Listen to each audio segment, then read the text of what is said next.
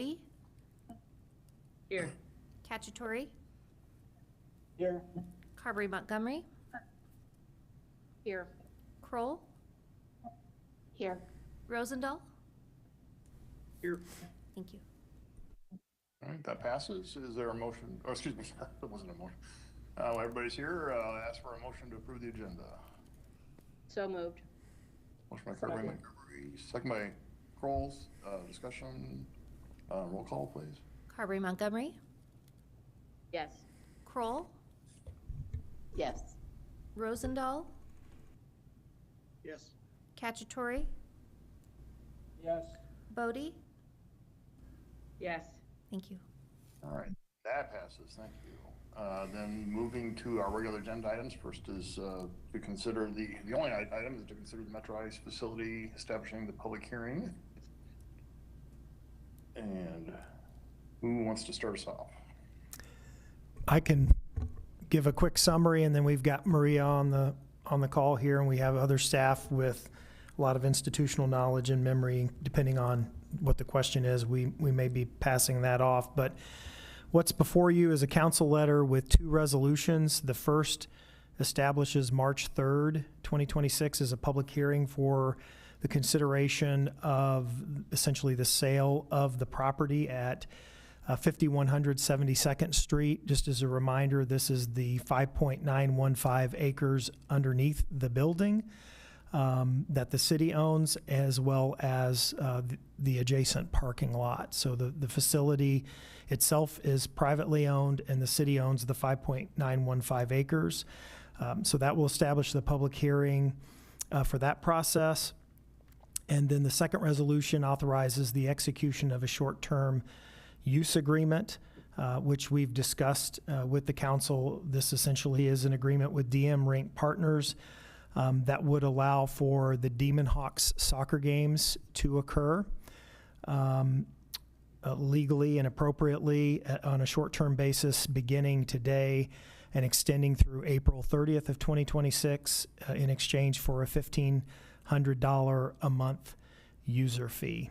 And so these two actions will essentially kickstart the process. There'll be a public hearing next in March on the facility, and then subsequently there will also be, we would anticipate moving forward with requests to rezone the property, which we know that the sale of the property would be contingent on that, but that allows for the regulatory processes both through the Plan and Zoning Commission and ultimately the City Council to occur, but also allows the Demon Hawks games to move forward over the next few months through this short-term use agreement, since the existing lease does not allow for that.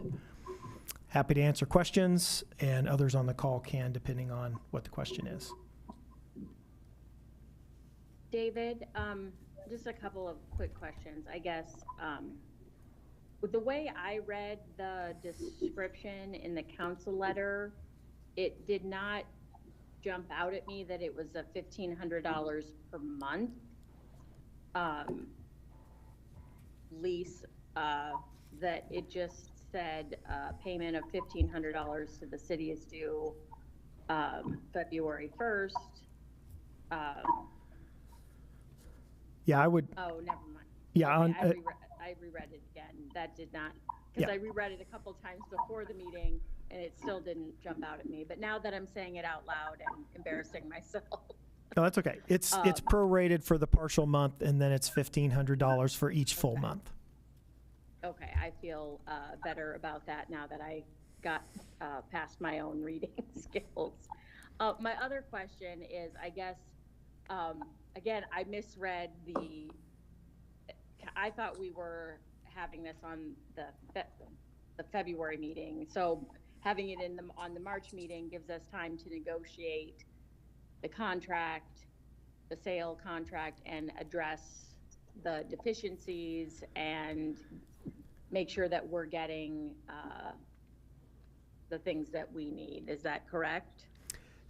I think the March 3rd is just the timeline that we need in order to notice and proceed with the public hearing. Maria can correct me if I'm wrong about that.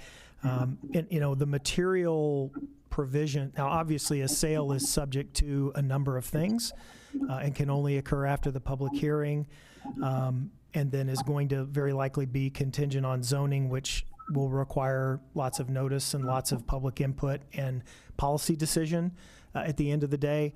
But Maria can chime in, but my expectation on the material provisions of the purchase agreement is we really do have agreement on notwithstanding those items like zoning. We have an agreement on the purchase itself because we've had the property appraised.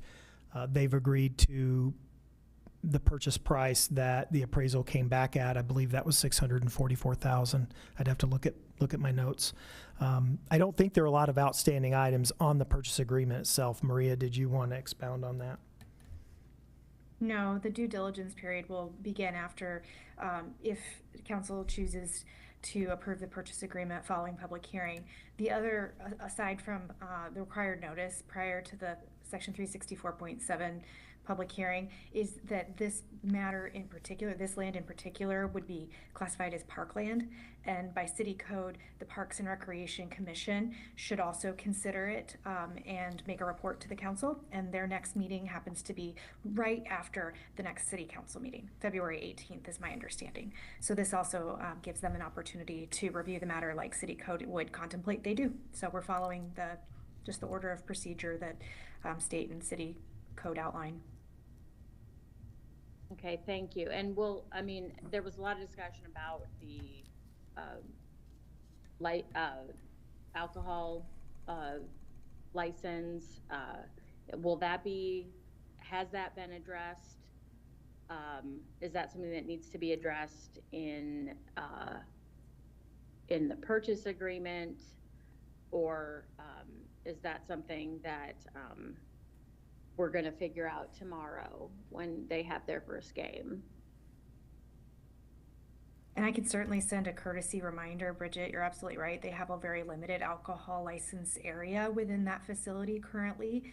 The usage agreement, if approved, does require that subsection 4C that they comply with all laws, including specifically that their alcohol may only be sold and consumed on premises. Exhibit A is, as they are aware, I don't know that it's attached to this particular document, but it's city record, would be the pictorial that was submitted with their license application, and that has been approved for sale on those premises. So there is a limited area they're currently approved for, and this agreement requires them to comport with that. Should they want to amend that, that's a separate action, and they need to make that request. Again, I can update and reminder on that, since the game's, I think today, maybe even in tomorrow as well, may be a bit of a learning curve on that particular legal requirement. So I can certainly send along that reminder just to give them that opportunity to prepare. And if they would like to amend that license application in a lawful manner, I don't know whether they're able to do that or not. I don't know whether there's additional challenges or hurdles to them being able to expand that. Even if they were to make an application to amend, we'll have to address that if and when they request it. The purchase agreement likewise requires that they comply with all applicable laws, which would include their alcohol licensure limitations. Okay, I think thank you. If I recall correctly from reading it too, if there's violations, that would put this usage in jeopardy, right? Absolutely. Okay. We hope that doesn't happen, because that will get Right. messy, but Yeah. yes. Yeah, I see section 5C of the agreement requires Des Moines Rink to provide proof of insurance by January 29, which according to my calendar yesterday. Do we have that? I do not. I had anticipated receiving this prior to yesterday midday, but I did not see a proof of insurance attached to that email as well, and I can certainly follow up for that. I expect that they would have it since it's been in place for the operation of the facility itself, but that is a great point. I will make sure and forward that along to council as soon as I receive it. Yeah, it says failure to provide proof of insurance prior to the first Iowa Demon Hawks game shall be grounds for immediate termination, so. You would think they would be motivated to get that to me, but they must have forgotten. So I'll follow up with them as soon as we disconnect. Good job with the agreement, Maria. Thank you. Is that something where as part of the motion, it would be valid to say pending approval or like approval pending receipt of the insurance? I couldn't have said it better. That's a great idea. And there would be, is there game tonight? It is. So we need to have that by end of business today? That's what I'll request. I assume the game's at 7 p.m., but I don't know. I'll tell them end of business so that we make sure that that's in hand prior to city offices closing. Yeah, please convey that, we asked a lot of questions about that, and, if we vote in favor, it was subject to them complying. Obviously we're dead serious about that. I wouldn't want to even have one game unprotected, quite honestly. I mean, I think we want them to be successful, the Rink and the Demon Hawks, but, we need to protect ourselves and protect the community, and things falling through the cracks make that hard for us to do. Yeah, I don't mean to, convey, in a threatening way, but I just think that, the contract is supposed to mean something, so I'll leave it at that. I had a couple quick questions logistically. The $1,500 a month for 3 months and then the purchase dollars, do we have a idea of where we would put that money in terms of a fund? Well, the rent proceeds would just come in, flow into the general fund. We have some time to contemplate the potential sale because there's still some runway ahead of us on that. And do we have an anticipated attendance at the games? Kind of like a rough ballpark? I don't. That's certainly something that, the agreement doesn't contemplate, that type of information sharing, but it's certainly something that we could request some feedback from them. If that's important to the council, we could do that. I just think from like a neighborhood perspective, like it'd be good for us to know, because if somebody calls up and says, hey, what's happening over across the road there's a million cars there now, it's like, well, okay, their anticipated ticket sales are in the ballpark of however many, and that's kind of what we would anticipate for traffic, just so that we're aware of kind of that influx and in and out. Yeah, we can do that. And I tell you what I can do too is after we can set up a meeting at the staff level with their representatives for after a couple of these games have occurred, and just and that will allow for the exchange of information back and forth and would be a good check-in point through the process. So we'll work on that. I think it'd be valuable from a zoning perspective there too, like when we're getting to that point, how much traffic is, because I'm assuming they're going to want to have this type of stuff at that venue in the future through the zoning process. And so that kind of gives us some tools to consider how that's going to affect folks in the area as well.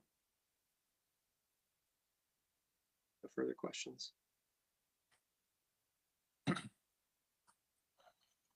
All right.